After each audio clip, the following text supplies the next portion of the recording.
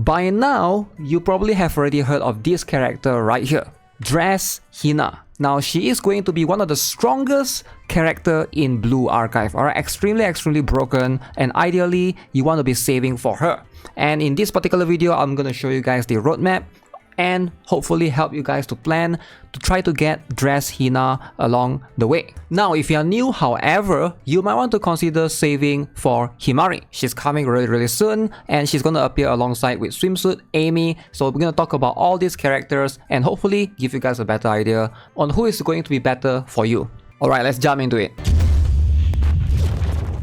Hey, what is up guys? Guitar Rock here. Welcome back to another Blue Archive video. So next one's roadmap, if you guys are not aware, they have released this and we have now concluded the collaboration, and we are now entering the May Part 1 with Yukari banner currently going on.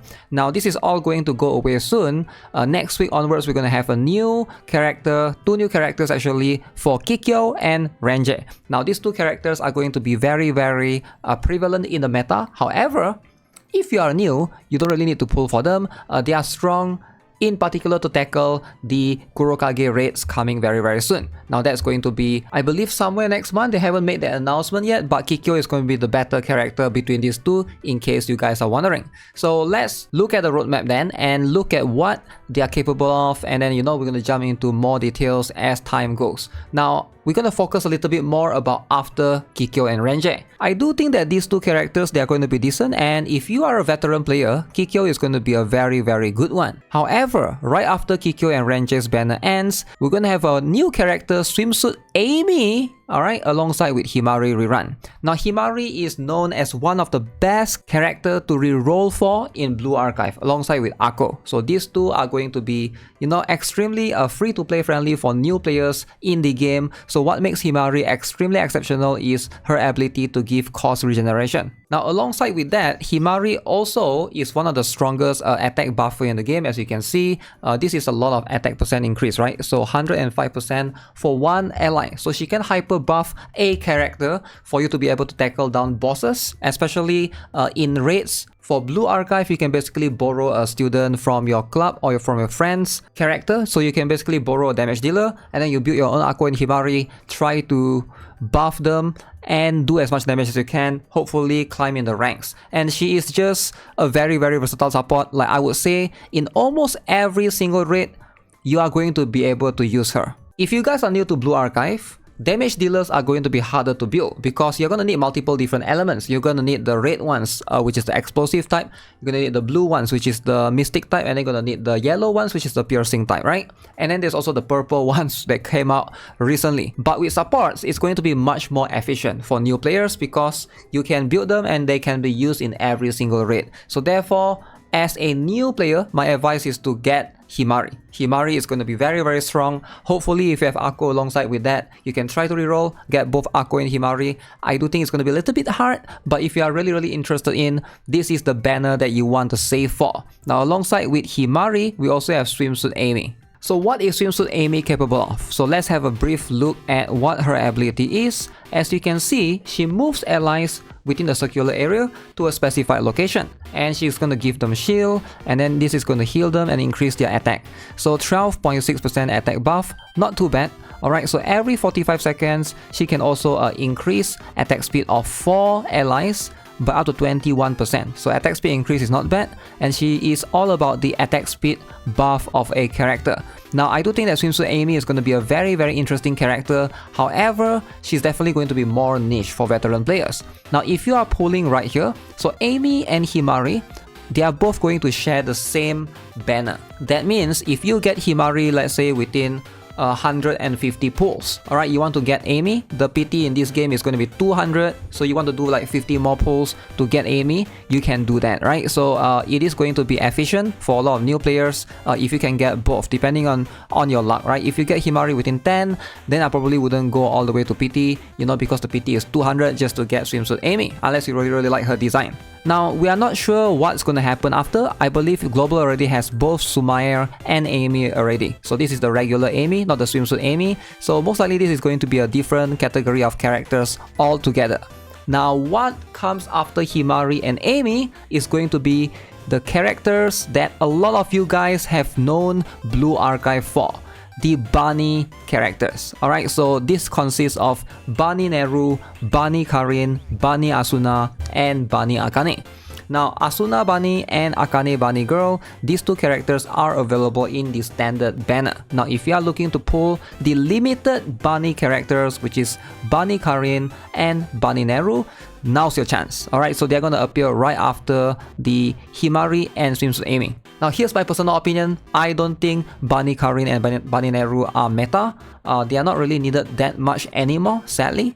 But they're still pretty decent. If you're looking for like a decent character, you know, and you don't care about the meta that much, then sure, Bunny Karin and Bunny Neru are going to be useful somewhat. I have a maxed out, decked out Bunny Karin, as you can see right here. Now the biggest issue with her is going to be this particular EX cost, which is 7. Really high, very expensive to use. Maybe in the tower stages later on, she might have some usage there, but at 7 cost, it's just really expensive in most cases. Other than that, she's going to be a decent character, but she has been pretty much replaced by Hinata, which is a standard banner character that is also going to be AoE based, similar to her, and Mystic type as well. Now as for Bunny Neru, I don't really have her.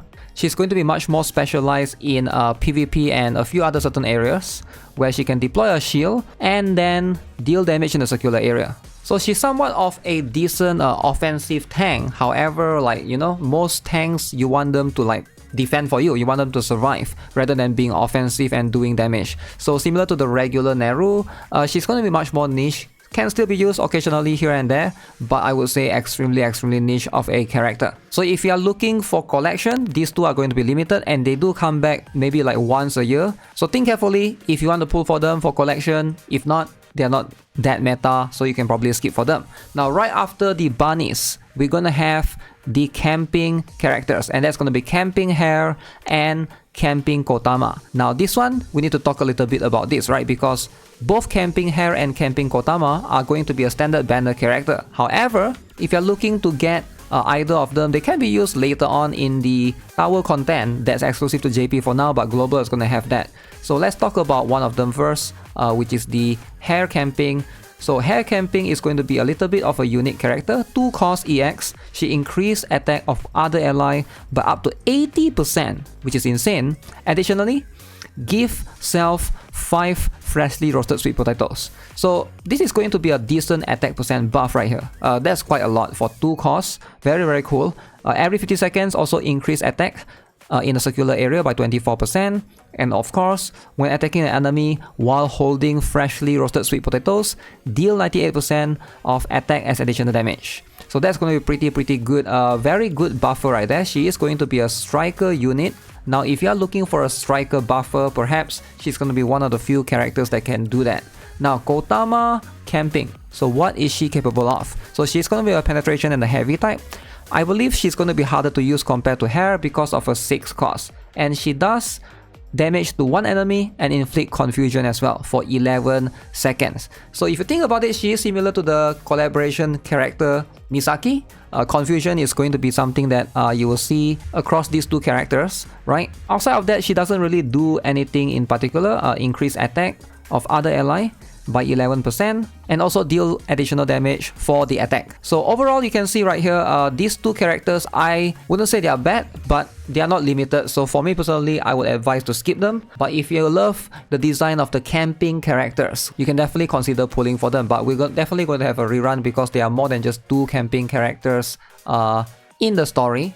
Now what comes after these 2 Camping Hare and Camping Kotama is going to be another limited banner for New Year Aru and New Year Musuki. Now the New Year characters, they are always very strong in the meta, right? So you can see right here, New Year Sarika, New Year Kayoko, and New Year Haruka. Now the truth is, New Year Kayoko is probably extremely meta. She's one of the best buffer for Mystic type characters. If you can pick her up, she's going to be one of the better ones. I am aware that she's available in the standard banner. Unlike New Year Musuki and New Year Aru, these 2 are the limited ones. However, it is going to be a very good idea to pull in this particular banner if you're lacking in any of them. Now the reason is because if you notice, 5 of these characters are going to share the same banner. They start and end at the same time, you can see right here. So that means following the JP server, probably this is going to happen the same for global as well. So if you pull for one character, you can like probably get that particular character and hopefully you spark all the way and get the other one. So hopefully you can guarantee at least 2 or 3 characters from this banner. Now Nuya Musuki is probably one of the strongest mystic type character for AoE. She is going to be very cheap in cost as well. For 2 costs, she can deal decent damage. Nuya Sarika is an AoE yellow type or piercing type for the special type, right? She's going to be decent right there. However, she's competing against like Nonomi and Momoi, etc. Now Nuya Aru, she is probably going to be a very interesting niche character. She has multiple different variations. We also have the regular Aru and the Dress Aru. She's definitely more niche compared to a lot of other characters. She is a piercing type, a little bit higher on the cost at 6 cost. So if you're using her, pairing her with someone like Ui, it's gonna make a lot of sense. Now I do think that she's probably going to be the least used out of most of these characters, alongside with Nuya Haruka. However, none of them are particularly weak. They are really strong, especially Nuya Kayoko and Nuya Musuki, I think, are the best characters to obtain if you are struggling in any of the blue mystic type raids or even in the story area, because these two can help you a little bit, especially Nuya Musuki. Nuya Kayoko mostly for bosses. So if you are pulling here, I would say decent idea to go all in, alright, at least for the newer players who don't have any of these characters yet. Now as for Misaki and Asuko, both of these characters will rerun 1 week after, as you can see. Not sure if global is going to change the standard banner character, but that's what's happening. Now Misaki and Asuko, I would say if you are looking to pick up one, I would recommend Asuko. She's a very unique tank that can heal surrounding the area. Alright, as you can see, recover HP of all allies in the circular area of Asuko by 53.9%. Now she's also an evasion based character. As you can see, the passive increases her evasion, and the sub skill boosts her evasion even further when her HP is below 30%. Alright, so overall Asuko, I would say one of the better tanks out there. However, do keep in mind that right after that, when the Misaki and Asuko banner ends, we will have 2 more limited characters. This time, it's going to be Makoto and Dress Ako. Now, if you guys are not aware, during this Makoto and Dress Ako banner, we are also going to have 100 free pulls alongside with that. So the strategy here is you gotta have at least 100 free pulls yourself if you want to spark any of the characters, right? Because the spark, like I mentioned, the PT is 200. So the strategy that a lot of players are going to try to use, because both of them share the same PT, is to try to get both characters. Hopefully you pull, go all in on Makoto, get her, and then hopefully you get lucky, you don't have to PT her, and then use your spark or your PT on Dress Ako, or vice versa. So let's talk about Makoto and Dress Ako. How strong are they in the meta right now? Now let's start off with Makoto first. She is actually really strong, alright? She's one of the better special type characters. As you can see, she is a 6 cost EX skill. Deal damage to enemies depending on the number of them within the circular area. So you can see 4 or less deal 296% damage. 5 to 9, she's gonna do 592%, and if there's 10 or more enemies in the area, she's gonna do almost 1000% damage. Now she is going to be a monster in AoE, alright? If there's a lot of enemies in the circular area, she's just gonna do a lot of insane damage. And alongside with that, she can also decrease the defense of enemies by 15% for 35 seconds. Very cool, alright? And penetration efficiency of all allies boosted by 30.2%. So she's pretty much one of the better characters if you're looking to tackle any AoE characters, any AoE bosses in the future. So I would say she's pretty much as meta as it gets. Now as for Dress Ako, she's going to be much more of a striker character, but she specializes in a very different area. So as you can see, 5 cost EX is also quite expensive, and for allies within the circular range, she's going to buff them by applying critical rate by almost 20% and critical damage by 57%. Additionally, she will give perfect bodyguard to each ally up to a maximum of 15. Now if you think about it, it's similar to the regular Ako, with the exception that now she's a striker unit and her cost is going to be a little bit expensive, 5 cost EX. However, she can basically apply this in a circular area. So that's where it gets really interesting. So she can buff multiple units now. Crit rate, crit damage, not too bad right there. Now you can see every 35 seconds she can also decrease the defense of one enemy by 24% and also deal damage depending on the perfect bodyguards on. So this is going to depend on her EX skill, and she increased attack for each perfect bodyguard where she does her own, where she basically buff her own attack, but ideally you're just going to use her as a buffer. Now she's a very strong supporter, alright, so we don't really have much supporter on the striker slot if you think about it. So now they're trying to add more and more, and keep in mind she's going to be quite good in the tower content later on as well. So the truth is, Makoto and Dress Ako, I would say, regardless of who you pick,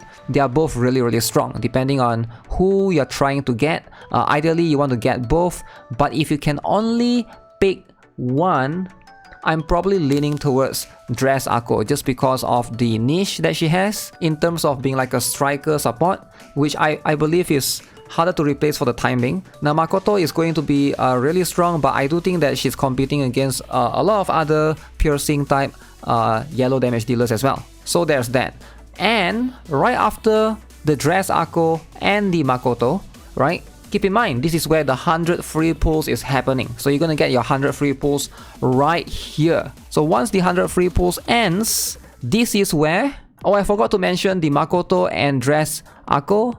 It's also sharing a banner with Iroha as well. So you're gonna have one of these three characters, right? And I believe Ibuki will be given for free during that banner. And that's going to buff Iroha to like a monstrous level. So the truth is, this is a very good banner for a lot of new players to pull. However, Dress Hina is coming right after. Swimsuit Hoshino, Swimsuit Hanako have a chance, Mika has a chance, Wakamo has a chance, but the only one that you can spark or you can pity is going to be Dress Hina and Swimsuit Hoshino.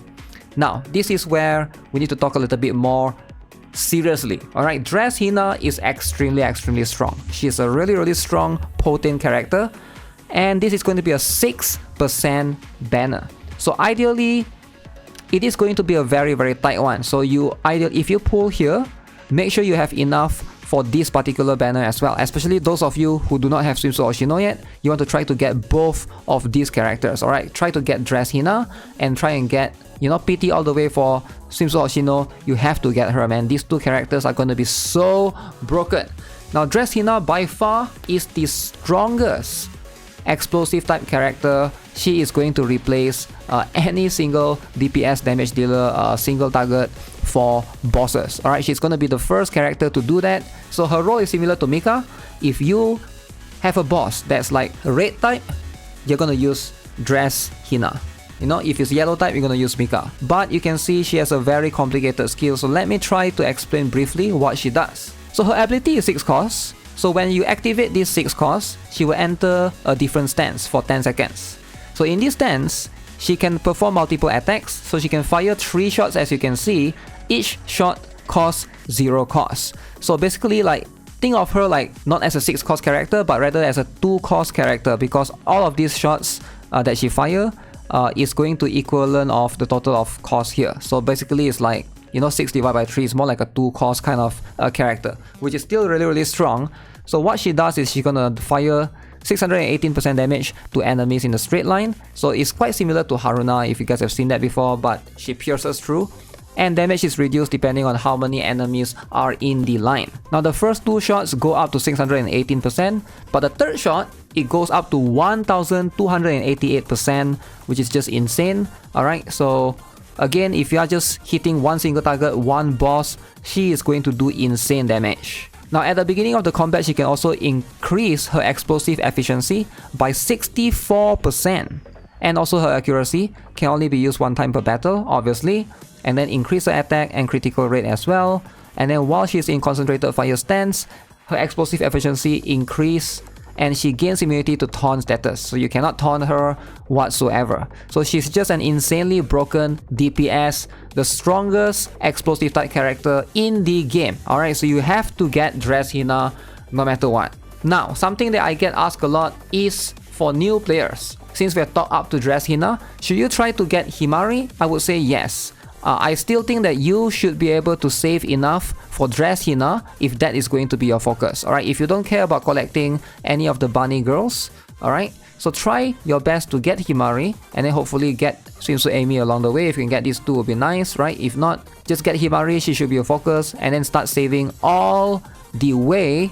I do think that if you have enough, you can also consider forking out on New Year Musuki, New Year Kayoko. These two are going to be worth it, especially New Year Musuki since she's going to be limited, right? Now, and then moving all the way, if you don't care about New Year Musuki as much, then Makoto and Dress Ako have at least 100 pulls right here, and then have at least 200 pulls right here. So overall, you want to make sure you have at least 36,000 pyroxenes when you reach the Makoto and Ako banner, because I do advise you guys to, again, you want to have 100 pulls on your own, and then because they will be giving you out 100 pulls, but for the Dress Hina, they will not be giving you out any free pulls. I mean, usually they will give like a couple of tickets during the celebration, right?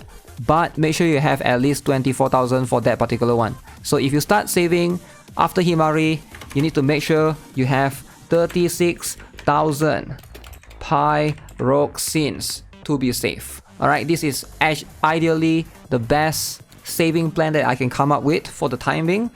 Obviously, they are giving out plenty of cool rewards every single week. Just play the game. They did give a free ticket recently as well, just by logging in. And also, if you guys did the web event right now going on in the game, you also get another 1,002 right here. Alright, so another 1,200 right here. The tickets right there. Participate in the upcoming raids, I believe. There's going to be one more. I believe after this is going to be HOD. So do that as well. Hopefully you get another 1,002 from there. So you guys need to start saving now. Alright. So yeah, overall that is going to be it for this particular video. The roadmap for the Blue Archive up until Dress Hina. Now if everything goes accordingly, Dress Hina is going to happen around July. Alright, since right now we are end of May at the time of me making this video. So you have June, and then you have like somewhere, I would say end of July or early August is where Dress Hina is gonna occur. So make sure you guys plan accordingly. Do not miss out on this opportunity to get the best character in the game and jumpstart your account. Alright, so with that being said, that's gonna be it for now. Thanks a lot for tuning in. Thanks a lot for watching. I'll see you guys in the next one. Make sure you guys subscribe, give this video a like. Have a nice day. Goodbye.